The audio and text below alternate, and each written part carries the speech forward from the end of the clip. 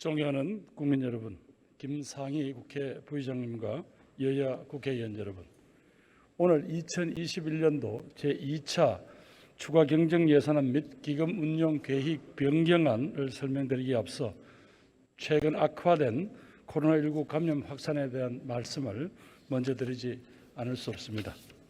지난 1년 반 동안 힘들게 싸운 우리의 방역이 지금 절체절명의 고비를 맞고 있습니다. 특히 수도권에서의 상황이 심각합니다. 전체 확진자에서 수도권이 차지하는 비중이 80%를 넘고 있습니다. 전파력이 강한 델타 바이러스 감염도 급속히 확산되고 있습니다. 활동량이 많은 20, 30대 젊은 층에서 확진자가 빠르게 늘어나고 있습니다. 대단히 우려스러운 상황입니다.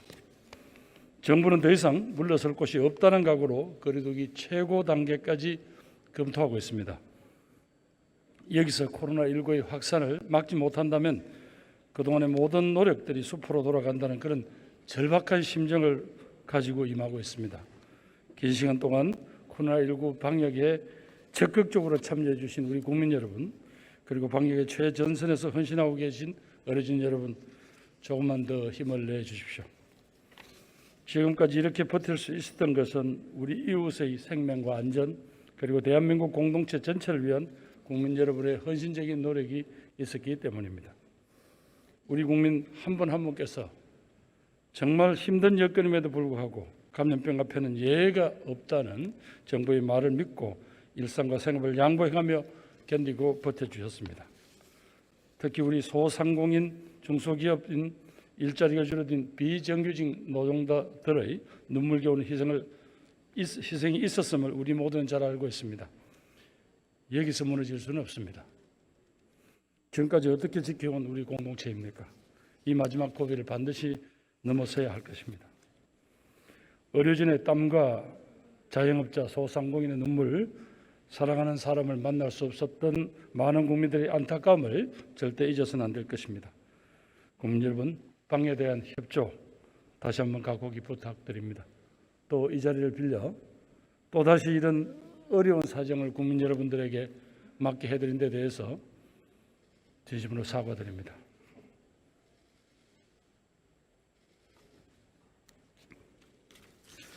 존경하는 국민 여러분, 우리 대한민국은 코로나19라는 위기를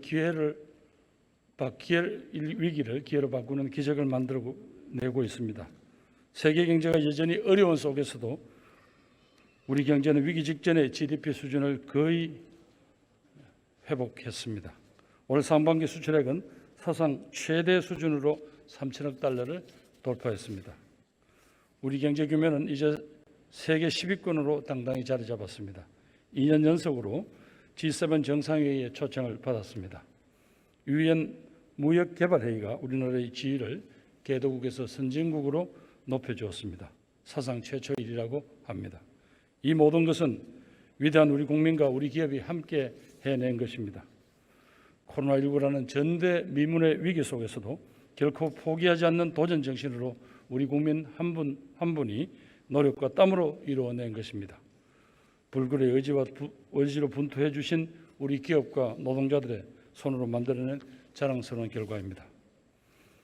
존경하는 국민 여러분, 코로나19의 높은 파고를 대한민국은 지금까지 잘 헤쳐왔습니다. 우리 경제가 확실히 회복되고 있습니다. 그러나 모두가 같이 회복해야 합니다. 한 사람의 국민이라도 다시 일어서지 못한다면 완전한 경제 회복이라고 할 수 없을 것입니다. 불균등 회복에 대한 우려가 점차 커지고 있습니다. 청년층, 취약계층들의 구직난도 심각합니다. 누구에게는 회복과 도약의 시기가, 다른 누구에게는 좌절과 낙담의 시기가 되어서는 안 될 것입니다. 지금 우리에게 필요한 것은 포용적 회복입니다. 그래서 정부는 추가 경정 예산안을 편성하기로 했습니다. 존경하는 국민 여러분, 국회의원님 여러분, 이번 추경을 앞두고 정부는 참 고민을 많이 했습니다. 코로나19로 어려워진 국민들을 두텁게 지원하고 내수경기 진작을 통해서 경제 회복의 발판을 만들면서 선도형 경제로의 대전환을 준비해야 하는 그런 목표까지 모두 균형 있게 달성해야만 했기 때문입니다. 모두가 다 만족할 수 있는 방법이 있으면 좋겠습니다만은 우리가 가지고 있는 수단과 처해 있는 상황이 그렇게 여유롭지 않다는 현실적인 제약도 분명히 있었습니다. 국민 여러분과 의원님들이 보시기에는 부족한 부분도 참 많을 것입니다. 그러나 국민 여러분들의 다양한 어려움과 요구를 담아내기 위해 많은 노력을 기울였다는 그런 점만은 이해해 주실 것을 요청드립니다. 존경하는 국민 여러분, 국회의원님 여러분, 2021년도 재추가경정 예산안의 주요 내용에 대해서 말씀드리겠습니다. 정부는 총 36조 원 규모의 코로나19 피해 지원 대책을 마련하였습니다. 지금까지 코로나 지원 대책 중에서는 최대 규모입니다. 이 중에 기정예산 3조 원을 제외하면 33조 원을 추가 경정 예산으로 편성하여 7월 2일 국회에 제출했습니다. 첫째, 코로나19 피해 지원을 위한 3종 패키지로 15조 7천억을 편성했습니다. 우선 코로나19 장기화로 피해를 입은 국민들께는 가구 소득 기준 소득 하위 80%에 해당하는 국민들께 10조 4천억 규모의 상생 국민지원금을 지급할 계획입니다. 저소득층과 취약계층 300만 명에게는 1인당 10만 원의 추가 지원을 통해서 가계에 조금이나마 보탬이 될 수 있도록 할 예정입니다. 그리고 방역 조치로 피해를 입으신 소상공인 113만 명에 대해서는 희망 회복 자금으로 총 3조 3천억 규모를 지원할 계획입니다. 소상공인 손실보상의 법적 근거가 마련됨에 따라서 앞으로 방역 조치로 심각한 손실을 입을 경우에 소상공인들께 드릴 보상 재원도 미리 준비했습니다. 마지막으로는 신용카드 캐시백을 통해서 상생 소비와 내수 경제 활성화를 위한 지원책도 마련했습니다. 둘째, 글로벌 백신 허브 구축을 위한 방역 백신 소요에 4조 4천억을 편성했습니다. 올해 1억 9,200만 회분의 백신을 차질 없이 신속하게 확보하고 이상 반응에 대한 피해 지원금을 확대해서 백신에 대한 국민들의 불안감을 해소하겠습니다. 우리나라가 글로벌 백신 허브로 거듭날 수 있도록 백신 제조 설비를 보강하는 한편 국내 백신 개발도 지원하겠습니다. 셋째, 고용의 조기 회복과 민생 안정을 위해 2조 6천억 원을 편성했습니다. 40만 명 이상의 일자리 회복을 지원하겠습니다. 실외에 빠진 청년들이 다시 도전할 수 있도록 주거, 일자리, 금융 지원 등 생활 전반을 지원하겠습니다. 코로나 이후 침체에 빠진 문화, 예술, 관광업계가 다시 활기를 되찾도록 돕겠습니다. 넷째, 지역경제 활성화를 위해 12조 6천억 원을 편성하였습니다. 지역의 소상공인과 농가의 매출 회복을 지원하겠습니다. 12조 2천억 규모의 지원으로 지방재정도 보강합니다. 이를 활용하여 각 지자체별로 특성에 맞는 경제 활력 대책이 마련되기를 기대합니다. 이상 설명드린 추가경정 예산안의 재원은 올해 예상 세수 증가분 31조 5천억과 지난해 세계 잉여금 1조 7천억 원, 기금 여유 재원 1조 8천억으로 마련하였습니다. 그중에서 2조 원은 국채 상환에 활용하여 재정 여력도 확보하도록 하겠습니다. 존경하는 국민 여러분, 작은 차이로 지원금을 받지 못하시는 분들도 계실 것입니다. 죄송합니다. 기여만 하고 혜택은 받지 못한다고 섭섭하게 생각하실 분도 계실 것입니다. 이해를 구합니다. 여러분들이 받을 몫을 조금 더 형편이 어려운 우리 이웃들에게, 삶의 조건이 조금 더 절박한 국민들에게 보다 두텁게 얹어드리는 것이 함께 사는 대한민국 공동체가 선택해야 될 길이라고 저희들은 판단했습니다. 모두가 코로나19로 어려움을 겪고 있지만 어떤 분들에게는 분명히 더 크고 더 심각한 위협이 되고 있습니다.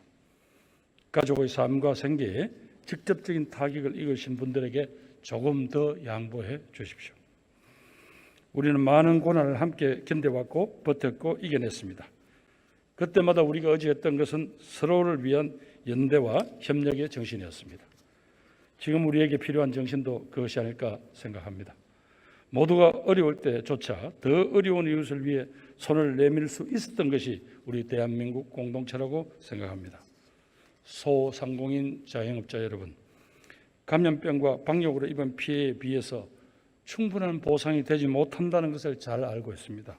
죄송하게 생각합니다. 모든 분들의 피해를 세세히 가려내지는 못하고 업종에 따른 지원 때문에 억울하다고 생각하시는 분들도 있을 것입니다. 이해합니다.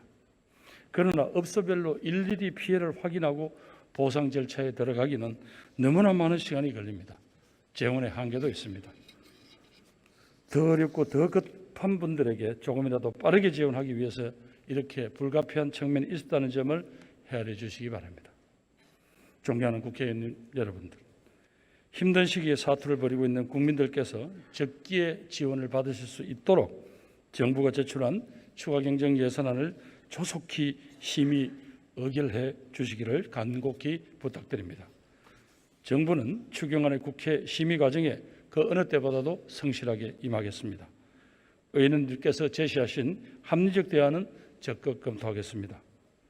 추경안이 차질 없이 집행되도록 사전에 준비도 만전을 기해서 하겠습니다. 존경하는 국민 여러분, 마스크로부터 자유로운 국민은 아무도 없습니다. 모두가 이 고난의 시간이 지나가기를 한마음으로 바라고 있습니다. 지금 이 마지막 고비를 넘어야 합니다. 이 고비만 넘고 나면 꾸준히 누적되고 있는 백신 접종의 결과가 우리 앞에 나타날 것입니다. 오랜 기간의 방역에 우리 국민들께서 너무나 지쳐 계시다는 것을 잘 알고 있습니다. 정부는 국민들께서 하루라도 빨리 일상을 돌려드리기 위해서 마지막까지 혼신의 힘을 다하겠습니다. 국회와 정치권 모든 대선 후보들께 간절한 마음으로 호소드립니다.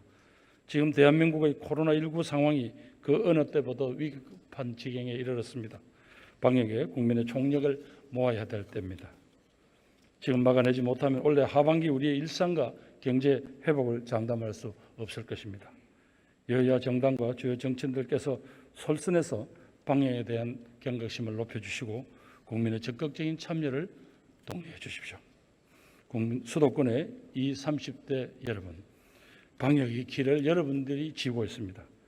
조금만 참고 인내해 주십시오.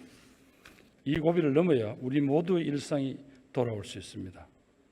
나와 가족과 친구와 이웃과 그리고 이 공동체를 위해서 간곡히 요청드립니다.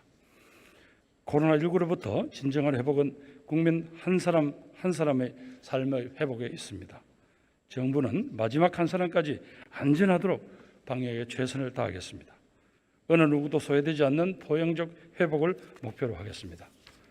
정부는 국민 여러분을 믿습니다. 우리는 할 수 있습니다. 우리 모두 함께 이 감염병의 위기를 넘어서서 그 소중한 일상을 회복하고 새롭게 도약하는 대한민국을 만들어 나갑시다. 국회와 국회의원 여러분들의 협조를 다시 한번 요청드립니다. 감사합니다.